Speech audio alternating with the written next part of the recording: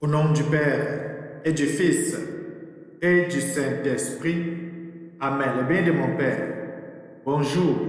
C'est une grande joie pour moi, vous le savez, de vous avoir ce matin en ce début de semaine de méditation. C'est une grande joie de savoir que vous êtes en santé. C'est une grande joie pour moi de savoir que chaque matin, nous communions ensemble à travers la méditation de la parole de Dieu, à travers la rencontre de notre Seigneur, de l'Éternel des armées, à travers la parole. Eh bien, mon Père, j'imagine qu'hier, nous sommes tous allés à l'église pour célébrer cette fête de l'église qui était le baptême de notre Seigneur Jésus-Christ. Le baptême de notre Seigneur Jésus-Christ, comme vous le savez, comme moi, qui marque ce grand temps de Noël. Ce temps dans lequel nous avons vu notre Seigneur naître au milieu de nous. Ce temps dans lequel nous avons vu la fête de la Sainte Famille, de Marie, de Joseph et de Jésus. Cette semaine où les bénis de mon Père, nous avons également vu la révélation de notre Seigneur Jésus-Christ à travers l'épiphanie. Et hier justement, j'imagine que nous sommes allés écouter les textes bibliques qui étaient à notre disposition. La première lecture, nous le savons, était tirée du prophète Isaïe au chapitre 42. Les versets 1 à 7, dans lequel le prophète disait « Voici mon serviteur qui a toute ma faveur. » Oui, le Seigneur a choisi un homme. Le Seigneur a choisi son propre fils pour envoyer au milieu de nous. Et il avait déjà annoncé cela depuis les temps anciens, depuis le prophète Isaïe, comme nous l'avons vu pendant le temps de l'Avent, qui annonçait l'arrivée d'Emmanuel, Dieu au milieu de nous. Ensuite, nous avons écouté la deuxième lecture qui est tirée de la lettre, qui est tirée du livre des Actes des Apôtres au chapitre 10, les versets 34 à 38, dans lequel les apôtres écrivent que Dieu lui a donné l'onction d'Esprit Saint, c'est-à-dire que Dieu a donné à Jésus-Christ l'Esprit Saint à travers son onction. D'ailleurs, nous avons vu, et nous allons le voir dans l'Évangile, le baptême de Jésus-Christ, tout ce qui va se passer et qui est tiré de l'évangile de Jésus-Christ selon saint Matthieu au chapitre 3, les versets 13 à 17, où on va dire que dès que Jésus fut baptisé, il vit l'Esprit de Dieu venir sur lui, l'Esprit de Dieu descendre sur lui. Et bien de mon Père, nous aussi, chaque fois que nous sommes baptisés, chaque fois que le prêtre prononce la formule de baptême en nous mettant de l'eau, que je te bénis, je te baptise au nom du Père, du Fils et du Saint-Esprit, le ciel aussi s'ouvre. Et à partir de ce moment, nous devenons par notre baptême fils et filles de Dieu par adoption, dont le ciel aussi, la voix aussi est prononcée en disant, mes chers frères, mes chères sœurs, réjouissons-nous parce que nous avons une nouvelle personne, un nouveau membre de notre famille. Et là, les bénis de mon Père, nous avons droit, comme Saint Paul va dire, au même héritage que le Christ. Aujourd'hui, nous commençons une nouvelle semaine qui commence un nouveau temps, liturgie. Parce que le baptême de Jésus que nous venons de voir coïncide avec la fin de ce temps de Noël. Et là, nous allons commencer le temps ordinaire avec les lectures de l'année Père, qui va nous conduire jusqu'à dimanche prochain. Comme nous allons le voir, c'est ça le deuxième dimanche du temps de l'Avent, le deuxième dimanche du temps ordinaire, autant pour moi. Faisant donc ici la fin du temps de Noël. Alors nous avons deux textes pour notre méditation ce matin. Nous allons procéder à la lecture du premier livre de Samuel au chapitre 1, les versets 1 à 8, dans lequel on va lire que sa rivale cherchait à la mettre en colère parce que le Seigneur avait rendu Anne stérile. La bénie de mon Père, c'est l'histoire donc de deux femmes que nous allons voir.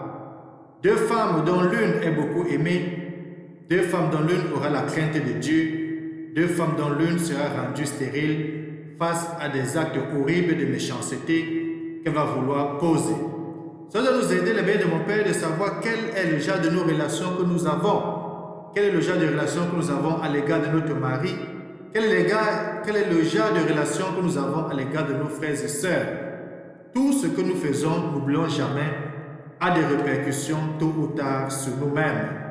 Ensuite, nous allons méditer le psaume 115, dans lequel on va dire: « Ô Seigneur, je t'offrirai le sacrifice d'action de grâce. » Oui, nous sommes appelés à offrir le Seigneur notre action de grâce pour lui dire merci pour tout ce qu'il fait.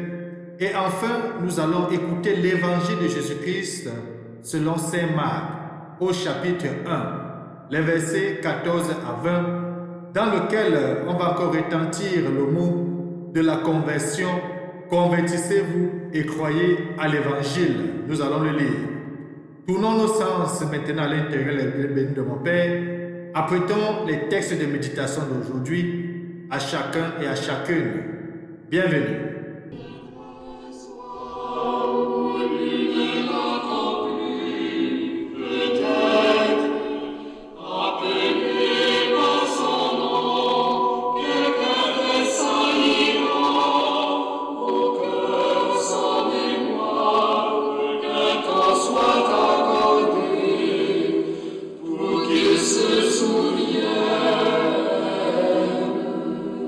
Prions.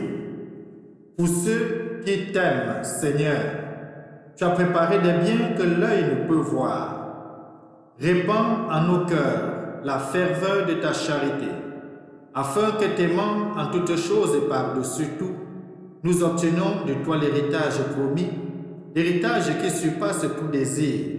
Nous t'avons prié par Jésus-Christ, ton Fils bien-aimé, lui qui vient règne avec toi dans l'unité du Saint-Esprit, Dieu aujourd'hui, demain et Dieu pour des siècles et des siècles.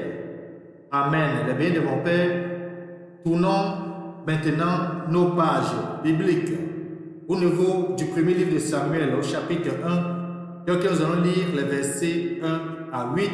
Méditons le psaume 115 et tout à l'heure, nous allons ensemble écouter l'évangile de Jésus-Christ selon saint Marc au chapitre 1, les versets 14 à 20. Bonne méditation.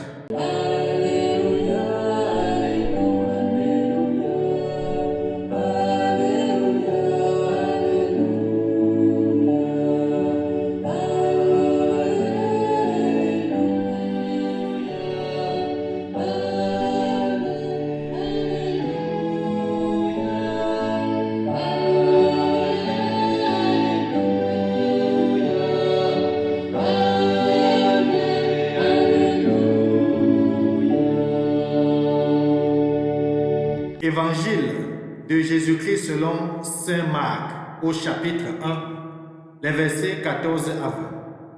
Après l'arrestation de Jean, Jésus partit pour la Galilée, proclamer l'évangile de Dieu. Il disait: les temps sont accomplis, le règne de Dieu est tout proche. Convertissez-vous et croyez à l'évangile. Passant le long de la mer de Galilée, Jésus vit Simon et André, le frère de Simon, en train de jeter les filets dans la mer, car c'étaient des pêcheurs. Il leur dit: venez à ma suite, je vous ferai devenir pêcheurs d'hommes. Aussitôt laissant leurs filets, ils le suivirent. Jésus avança un peu et il vit Jacques, fils de Zébédée, et son frère Jean, qui étaient dans la barque et réparaient les filets. Aussitôt Jésus les appela. Alors, laissant dans la barque leur père Zébédée avec ses ouvriers, ils partirent à sa suite. Acclamons la parole de Dieu. Louange à toi, Seigneur Jésus-Christ. Convertissez-vous et croyez à l'évangile. Eh bien, mon Père, cette phrase résume tout le mystère public de notre Seigneur Jésus-Christ. Nous avons vu hier que Jésus était baptisé et il est sorti du Jourdain.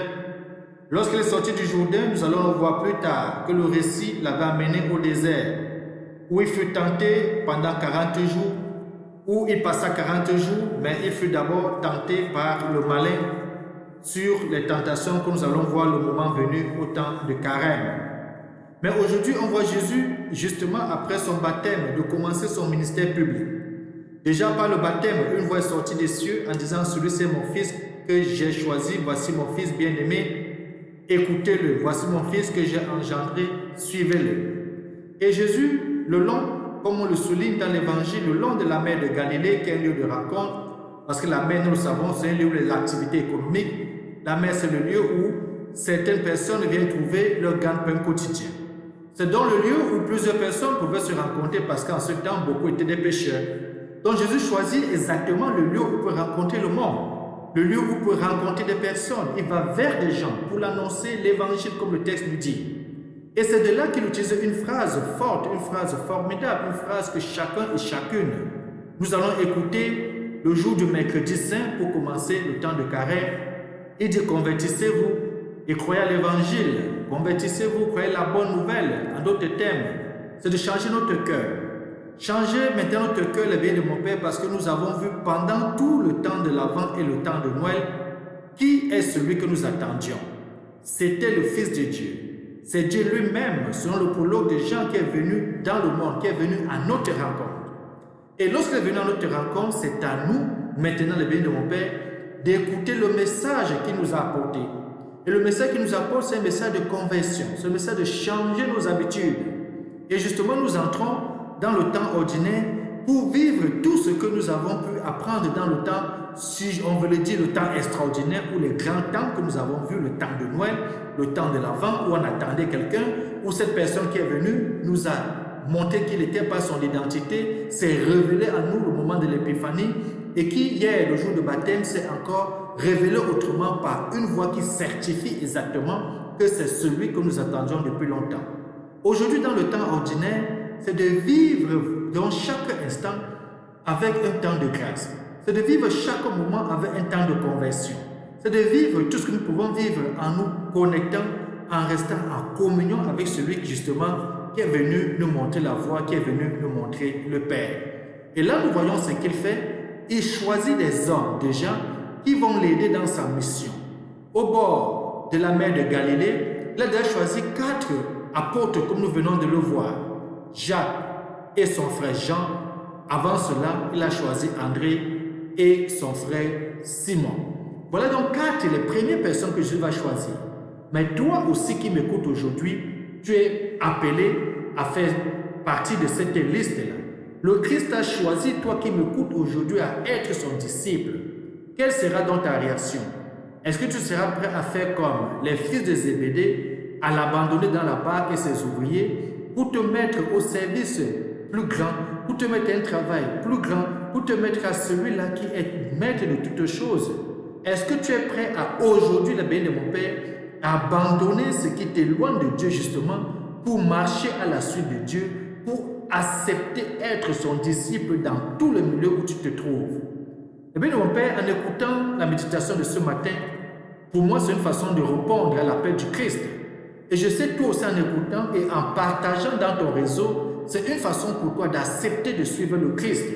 Alors, nous sommes donc, toi et moi, chacun de nous, nous sommes appelés à devenir justement les nouveaux Christ dans notre milieu, à passer partout où nous pouvons rencontrer des gens, dans les carrefours, dans le lieu du travail, à l'église, à la communauté, dans la famille, à annoncer le Christ en demandant à nos frères et sœurs de se convertir vraiment et de croire à la bonne nouvelle. Pas seulement croire de façon intellectuelle, croire avec le cœur, croire en agissant, croire en montrant les œuvres de cette adhésion à notre Seigneur Jésus-Christ. Que Dieu Tout-Puissant nous bénisse aujourd'hui, qui nous garde, lui qui est Père, Fils et Saint-Esprit. Amen. Bonne journée.